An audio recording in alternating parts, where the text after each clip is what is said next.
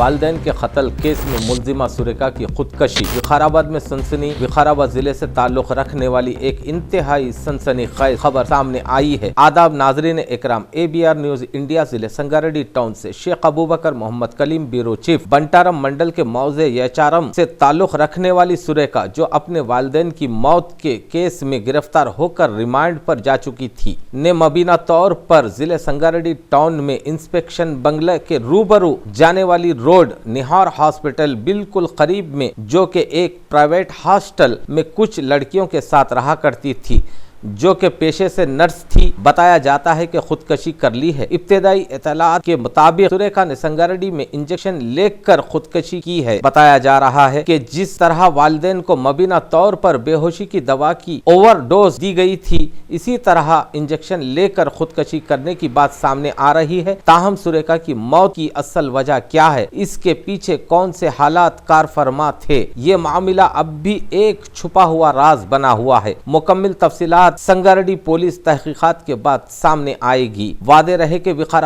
ضلع کے بنٹارم منڈل کے یچارم گاؤں سے تعلق رکھنے والی سریقہ کا معاملہ کچھ عرصے قبل بھی شدید سنسنی کا باعث بنا تھا۔ اطلاعات کے مطابق تقریباً 6 ماہ قبل انسٹاگرام کے ذریعے ایک شخص سے سریقہ کی جان پہچان ہوئی اور بعد میں دونوں کے درمیان مبینہ طور پر محبت کا معاملہ پیدا ہوا۔